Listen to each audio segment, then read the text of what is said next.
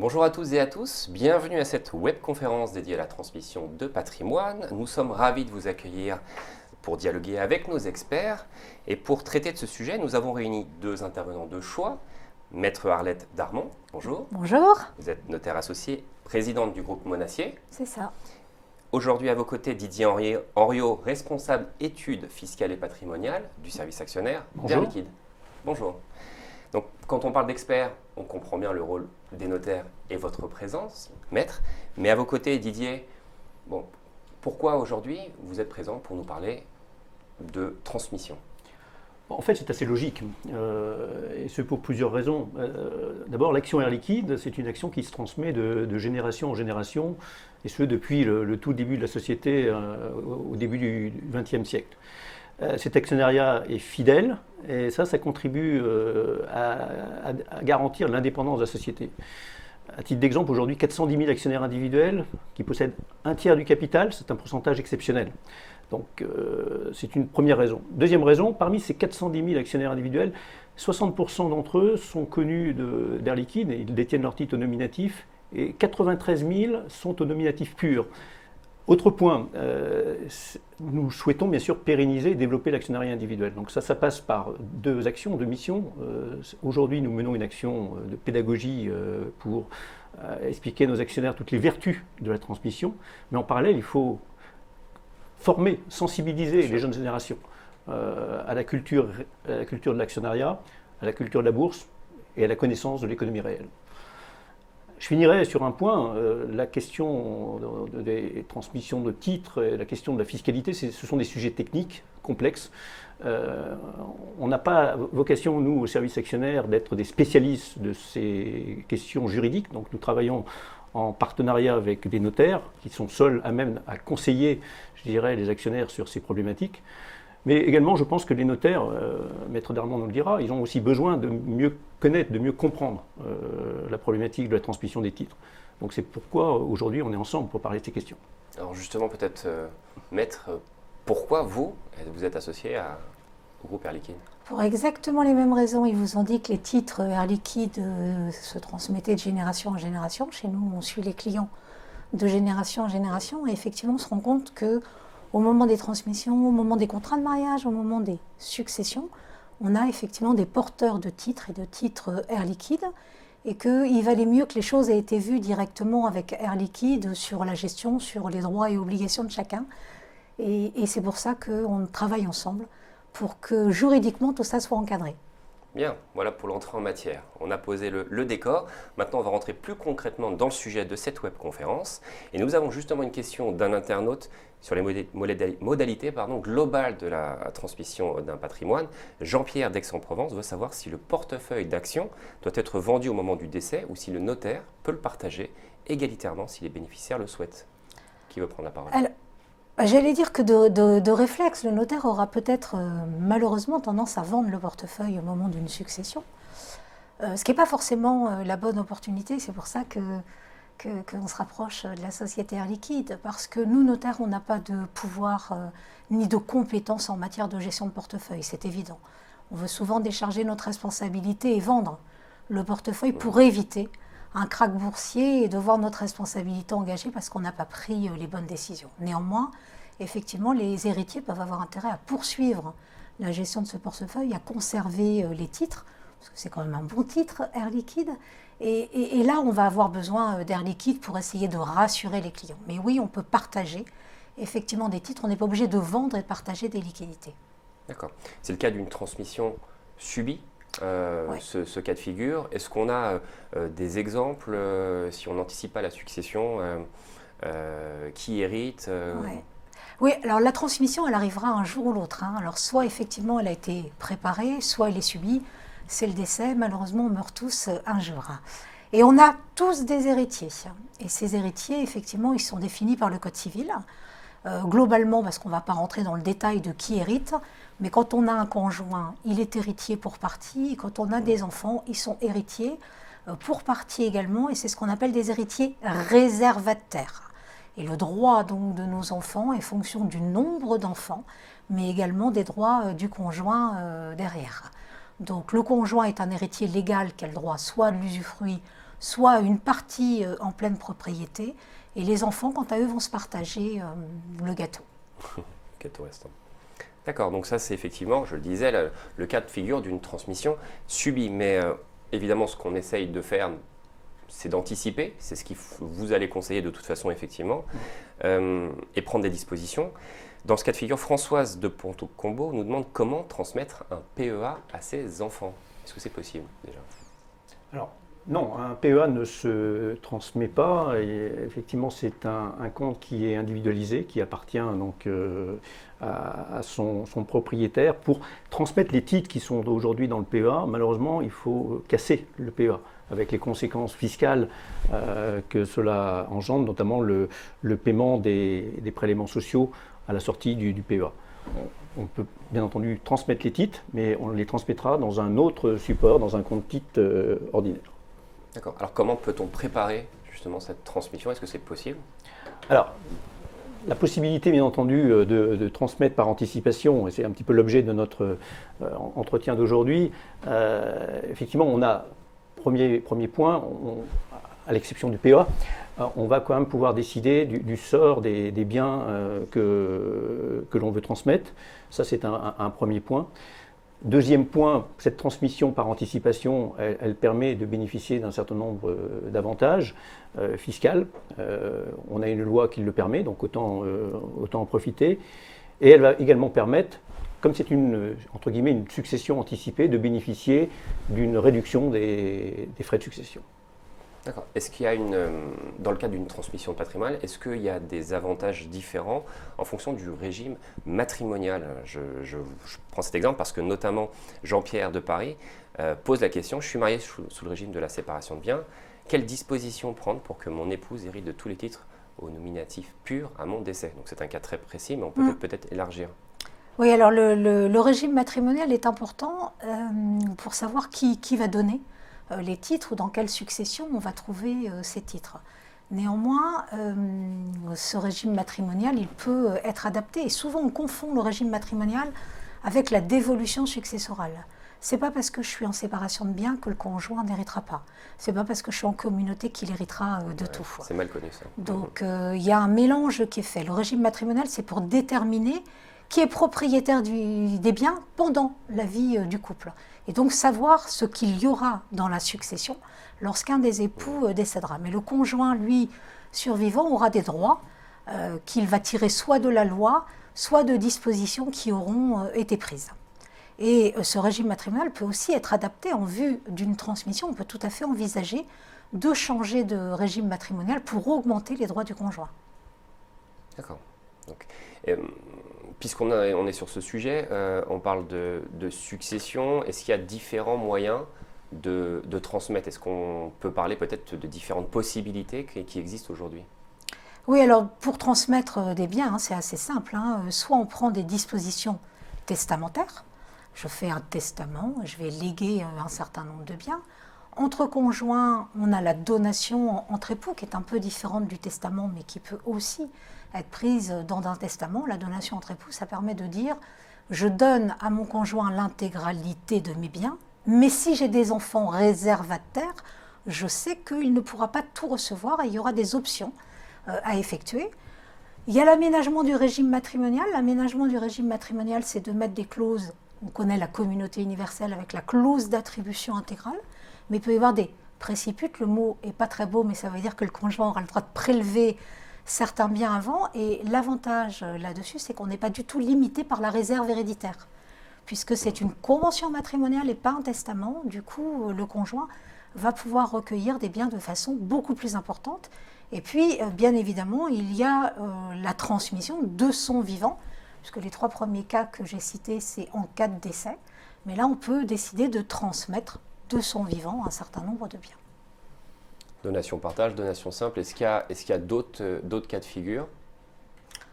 Alors, la donation-partage, oui, on y reviendra tout à l'heure. Les donations, tout le monde connaît ce mot, c'est donner à un de ses enfants, petits-enfants ou tout tiers. La donation-partage est réservée aux enfants. Et puis, Didier va certainement nous parler tout à l'heure également On y reviendra peut-être plus en détail tout à l'heure, mais déjà, effectivement, au niveau du panorama, donc on a parlé de donation-partage, donation simple, il y a aussi d'autres... Alors, il y a 2 autres moyens de transmission que nous gérons au service actionnaire d'Air Liquide, dont Manuel est présent d'usage. Nous y reviendrons un petit peu plus en détail. Ce qui est important derrière ces deux possibilités de transmission, c'est qu'il y a des éléments, des avantages fiscaux sur lesquels il faut, je dirais, s'appuyer pour expliquer tout l'intérêt de l'opération. Et bien justement, puisque vous faites une transition toute trouvée, la fiscalité, il y a une question de Gérald de Dijon qui nous demande comment transmettre ses actions à ses enfants de son vivant pour optimiser l'imposition. Alors, la fiscalité en termes de donation, c'est une fiscalité qui est surtout intéressante sur deux niveaux.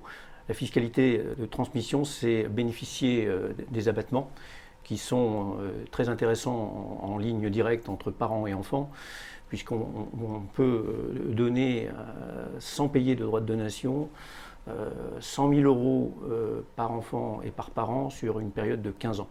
Ce qui quand même permet de faire un certain nombre de choses intéressantes. Alors ensuite, selon les liens de parenté, il y a des niveaux d'abattement qui sont un petit peu différents. 80 000, je pense que on a sur l'écran les différents niveaux d'abattement. 80 000 pour le conjoint, 31 000 pour chaque petit enfant, etc., etc. Donc ça, c'est un premier niveau intéressant de fiscalité, un premier impact d'optimisation. D'accord. Et je vais juste un tout petit peu plus loin, même si on va y revenir, je pense, c'est qu'au-delà des abattements, on a des taux de taxation en France qui sont selon un barème et qui est un barème progressif. C'est-à-dire que plus le patrimoine est élevé, plus les tranches de taxation sont élevées. Pour vous donner un exemple, les droits de donation au profit des enfants montent jusqu'à 45%. Mais on commence par taxer dans les tranches à 5, 10, 15, 20, 30, 35. Et ces tranches-là se renouvellent comme les abattements, comme le disait Didier, tous les 15 ans. Donc si je donne et que je taxe à 20%, dans 15 ans, je peux de nouveau utiliser la tranche à 20% et ne pas monter dans les tranches à 45%. D'accord. Question de Robert de Montjean sur Loire, un peu dans la même veine. À mon décès, les plus-values acquises sur mes actions Air Liquide seront-elles taxées ou effacées? N'y a-t-il pas le même principe en cas de donation? Est-ce qu'on a la même chose? Si, c'est ce qu'on parle de purge en fait, de plus-value. En fait, pour bien comprendre cette notion d'effacement de plus-value, que ce soit au moment du décès ou au moment de la donation, on revalorise en fait les biens qui sont transmis, et c'est sur ces bases-là que sont éventuellement calculés les droits de succession ou, pour les donations, les droits de donation. Donc, de facto, on efface les plus-values, c'est-à-dire qu'on oublie le prix d'acquisition dans le portefeuille du donateur, et on a un nouveau prix d'acquisition, ce qui permet donc d'effacer les plus-values. Donc deux avantages fiscaux, l'avantage en termes d'abattement, on vient d'en parler, et l'avantage en termes d'effacement de plus-value. Mais il y a des conditions, et on reviendra sur les conditions en termes d'effacement de plus-value. Un petit peu plus en détail, effectivement. Est-ce que vous avez des exemples? Est-ce qu'on peut traiter d'exemples un peu précis sur les différents cas, transmission subite, transmission préparée, anticipée? Est-ce qu'il y a des choses à dire sur Oui, alors là, on fiscalité? vous a préparé un petit slide justement qui montre tout l'intérêt de transmettre, et notamment ce que je vous disais tout à l'heure avec le renouvellement des abattements et des tranches de taxation, au lieu de transmettre en une seule fois. La transmission subie, c'est la transmission en une seule fois, puisqu'il y a le décès et on revoit. Et donc là, on a pris un petit exemple sur la base d'un actif successoral de 3 millions d'euros, et on a une pression avec des droits à payer qui monte dans la tranche à 40%, à 412 678 par enfant. En revanche, si je prends le même patrimoine et qu'au lieu d'attendre mon décès, alors vous allez me dire, on ne sait pas toujours quand est-ce qu'on va décéder, mais si on commence à préparer sa transmission un peu plus tôt, et que je décide de donner 1 million, puis 15 ans plus tard 1 million, et 15 ans après 1 million, j'ai fait 3 fois l'opération, et là j'ai des droits de 156 388 euros. Donc on voit bien pour les deux, c'est énorme comme différence. C'est effectivement très intéressant d'anticiper cette transmission. Donc ça, ce sont les grands principes généraux de la transmission. Si on devait rentrer un peu plus précisément, justement aussi sur la thématique Air Liquide, sur les actions Air Liquide, il y a une question dans le cadre d'une donation-partage de Claude d'Argentan. Si un décès intervient avant le délai des 15 ans, qu'en est-il des frais payés pour cette donation? Mais d'une manière plus générale, cette question peut permettre aussi d'aborder les différents types de transmission de titres chez Air Liquide. Est-ce qu'on peut se servir de ce focus pour embrayer peut-être sur un aspect plus général sur Air Liquide? Alors, je voudrais déjà préciser, avant de laisser la parole à Maître Darmon pour répondre à cette question, que bien entendu, Air Liquide, ce qui est intéressant, c'est que toutes les possibilités de transmission qu'on vient d'évoquer rapidement sont applicables à l'action Air Liquide. Donc que ce soit des transmissions qui vont être gérées devant notaire ou des transmissions que nous allons gérer nous-mêmes, notre actionnaire peut se rapprocher de nous dans un premier temps pour savoir qu'est-ce qui est possible. Ensuite, effectivement, on le conseillera, bien entendu, de se rapprocher du notaire pour notamment les donations-partage et donations simples. Donc la question sur les donations-partage, je laisse à Maître Darmon le soin de répondre. Oui, alors bon, quand on transmet de son vivant, on donne. Et donc c'est ce qu'on appelle une donation, et la donation est ouverte à toute personne. Je peux donner à mon voisin, à une association, à mes enfants. Et c'est ce qu'on appelle la donation simple. La spécificité, c'est qu'effectivement, il y a un transfert de propriété, mais que cette donation va être rapportable au moment du décès. Alors, ça ne veut pas dire qu'on va repayer une deuxième fois des droits, la fameuse question des 15 ans. Simplement, juridiquement, je vous ai dit au début que les enfants étaient des héritiers réservataires, c'est-à-dire qu'ils doivent recevoir une part minimum du patrimoine. Et donc, au moment de la succession, on doit s'assurer que ces enfants aient bien reçu cette part minimum du patrimoine. Et pour calculer donc s'ils ont reçu leur part de réserve, on va reconstituer le gâteau. On va tenir compte des biens que l'on trouve au moment de la succession, mais également des biens qui ont été donnés de son vivant. Il serait sinon beaucoup trop facile de déshériter un enfant en donnant tout de son vivant à un autre. Et donc on va reconstituer ça, mais on va rapporter ces biens pour leur valeur au jour du décès. Ça veut dire que si j'ai donné 100 000 euros, mais que mes 100 000 euros ont été multipliés par 10, cet enfant va rapporter 1 million et il devra indemniser son frère ou sa sœur à hauteur de 500 000. Nous avons un deuxième outil qui évite de tomber dans ces inconvénients, c'est la donation-partage. Cette donation-partage, elle est réservée uniquement aux enfants. Je ne peux pas donner à mon neveu ou à mes neveux avec une donation. Et cette donation-partage consent donation, mais également partage de la succession. Ce qui veut dire qu'au moment de la succession, je rapporterai également les biens pour vérifier que tout le monde a bien reçu sa part, mais j'aurai figé les valeurs au jour de la donation. Donc dans mon exemple précédent, mes 100 000 resteront 100 000, et si je dois indemniser mon frère, ma sœur, c'est sur la base de 100 000. D'accord, donc ça ce sont les deux cas de figure de donation. Il y a deux autres cas de figure dont vous nous avez parlé tout à l'heure. Est-ce qu'on peut avoir un focus un peu plus précis sur ces deux-là, que sont donc le don manuel et le présent d'usage? Alors tout à fait, donc ça c'est deux modes de transmission que nous gérons en direct au service actionnaire dans notre pôle transmission. D'abord le don manuel. Donc le don manuel effectivement nécessite un accord écrit entre les deux parties. C'est une possibilité de transmission qui ne permet pas, bien entendu, de bénéficier de tous les avantages de la donation-partage, notamment parce que c'est une transmission qui est rapportable à la succession. En revanche, elle bénéficie de mesures fiscales avantageuses. Mais, je l'évoquais tout à l'heure, il y a une condition majeure, c'est de révéler cette opération, cette transmission à l'administration fiscale, alors au moyen d'un formulaire qui est le formulaire 2735, qui permet à l'administration fiscale de suivre un petit peu l'utilisation de l'abattement. Ça, c'est une possibilité intéressante pour l'actionnaire. Ce formalisme est important pour nous parce que si nous ne recevons pas la copie de la déclaration, nous ne pouvons pas valoriser les titres du portefeuille du donataire, c'est-à-dire du bénéficiaire. Donc c'est quand même assez important pour la suite. Deuxième moyen de transmission que nous suivons au service actionnaire, c'est les présents d'usage. Alors d'ailleurs, pour information, l'année dernière, on a géré environ 2200 opérations de transmission et environ les 2/3 étaient des présents d'usage. Alors les présents d'usage, c'est un moyen très très simple, sans obligation déclarative, de transmettre son portefeuille, en général pour des quantités assez faibles. à l'occasion d'un certain nombre d'événements, et notamment les fêtes de fin d'année approchent, donc j'invite nos actionnaires à réfléchir à cette possibilité. Et à partir du moment où il n'y a pas d'obligation déclarative, à partir du moment où il n'y a pas de révélation à l'administration fiscale, il est important de noter que le prix de revient donc, sera à zéro pour le bénéficiaire, donc le donataire. Donc voilà, ça c'est deux modes assez simples de transmission que nous gérons en direct. D'accord. Ce sont donc vous nous avez présenté les 4 possibilités de transmettre des titres. Il y a pour autant quelques cas particuliers. J'en veux pour preuve la question de Jacques de Fontenay, Sous-Bois, qui nous amène à parler des cas de donation en nue propriété à ses 6 petits-enfants.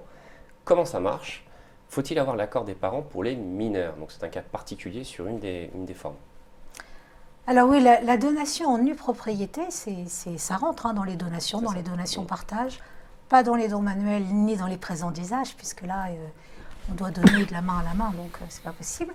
Mais il s'agit de donner en fait la propriété du bien, mais sans la jouissance. Donc, s'agissant de titres Air Liquide, sans les revenus, notamment des trucs. C'est ce qu'on appelle le démembrement de propriété. Tout l'avantage, c'est que l'on paye des droits que sur la valeur de la nue propriété transmise, et qu'au moment du décès, l'usufruit s'éteindra automatiquement et rejoindra la nue propriété. Les enfants ou petits-enfants devenant pleinement propriétaires des titres.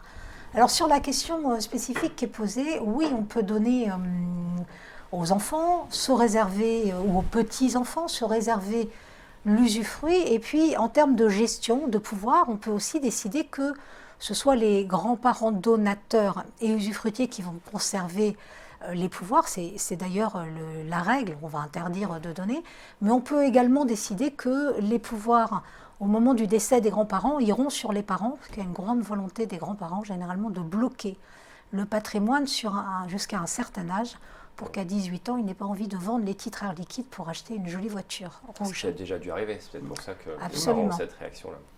Vous n'avez pas... Excusez-moi, Thomas, je voudrais préciser que ces cas particuliers, nous les gérons bien entendu directement, parce que ce sont des situations qui ne sont pas exceptionnelles. Ces cas particuliers, nous sommes capables de les gérer directement dans notre registre avec des notions de restriction qui permettent effectivement à nos actionnaires d'être relativement confiants sur le fait que leurs instructions sont bien respectées. Alors on a parlé de démembrement de propriété, vous en avez parlé à l'instant. Il y a beaucoup de questions qui reviennent sur cet aspect-là. François de Saint-Vincent de Pertignat, quels sont les avantages et les inconvénients d'une donation partage en nue propriété sans usufruit de mes titres Air Liquide au nominatif pur? Est-ce que vous pourriez nous en dire un peu plus ou peut-être préciser déjà la question? Oui, alors je pense que là l'idée c'est de faire une donation partage qui ne porte que sur la nue propriété et que lui-même se réserve l'usufruit. Donc le premier avantage, je vous l'ai dit, il y a un avantage fiscal puisqu'on va payer des droits que sur la valeur de la nue propriété et cette valeur est fonction de l'âge du donateur. Plus on est jeune, plus notre usufruit est important, plus on vieillit, plus on perd de l'usufruit puisque notre espérance de vie diminue au fil du temps. Donc à titre d'exemple, on perd 10% par dizaine plus une unité. Donc à titre d'exemple, si j'ai 49 ans, j'ai un usufruit de 60%. Si j'ai 51 ans, j'ai un usufruit de 50%. J'ai perdu en 2 ans ou 1 an 10% de la valeur de mon usufruit. Donc il y a cet avantage, parce qu'on va payer des droits que sur la valeur de la nue propriété transmise, donc soit sur 40, soit sur 50, comme je l'ai dit. Le deuxième avantage, c'est que je continue à percevoir les revenus, parce que j'ai envie de préparer ma transmission, mais je n'ai pas forcément envie de me priver de ces revenus dont j'ai besoin. Donc je prépare, mais je conserve la possibilité de faire ça. Et puis avec certaines clauses, on peut même parfois conserver la possibilité de vendre, de reprendre les capitaux avec un quasi-usufruit et de redevenir pleinement propriétaire de ces biens-là. Mais la transmission est déjà opérée. Alors je vous ai dit qu'il y avait beaucoup de questions sur le démembrement. Alain de Strasbourg nous demande qui seront les bénéficiaires des attributions d'actions gratuites et des dividendes. Plutôt une question pour vous, a priori, Didier. A priori, c'est pour Air Liquide. Alain, c'est très clair. Concernant les dividendes, c'est l'usufruitier qui perçoit les dividendes. Concernant les attributions d'actions gratuites, alors je précise pour les gens qui connaissent un peu moins bien Air Liquide, c'est que nous avons l'habitude de faire des attributions d'actions gratuites selon des parités qui sont définies. Et donc ces actions gratuites, pour répondre à la question d'Alain, ces actions viennent renforcer, viennent compléter le portefeuille usufruit d'une propriété, donc le portefeuille démembré. D'accord. Écoutez, on a présenté les principes généraux et les cas particuliers. Peut-être avant de conclure, un petit mot, une dernière parole que vous souhaitez adresser à vos actionnaires et non-actionnaires qui peuvent regarder. Écoutez, déjà, moi je trouve que c'est une démarche très, très utile d'expliquer je dirais, à nos actionnaires ou à nos futurs actionnaires toutes les vertus de la transmission. C'est aussi très important qu'il y ait ce partenariat entre notaires et émetteurs teneurs de titres pour mieux expliquer, je dirais, les différentes complémentarités entre nos deux métiers. Moi, je remercie déjà chacun d'avoir posé ces questions. Je pense que c'est utile de continuer à avancer parce que ces questions sont complexes, comme je disais tout à l'heure. Maître ? Alors, juste un mot anticipé. Effectivement, je pense que c'est très important d'avoir organisé sa transmission. Je ne parle pas que de fiscalité, mais même au niveau juridique, savoir qui va hériter, comment on va hériter, est-ce qu'on va bloquer les choses, donc c'est très important. D'accord, merci à tous les deux de votre participation. Merci à tous d'avoir regardé cette webconférence. Si vous avez plus de questions ou vous souhaitez plus d'informations, le service actionnaire est disponible pour vous du lundi au vendredi de 9h à 18h au 0800 166 179 ou directement dans la rubrique actionnaire du site Air Liquide. Bonne fin de journée à tous ou bonne soirée et puis à très bientôt. Au revoir. À très bientôt. Au revoir.